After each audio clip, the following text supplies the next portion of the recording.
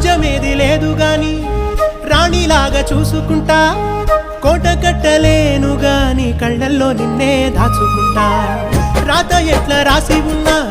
ఆ మార్చి నీతో రాసుకుంటా స్వర్గమంటూ ఉన్నదంటే అది నీతోనే ప్రతిరోజు పంచుకుంటా నిన్ను గన్నవి నాన్న కన్నా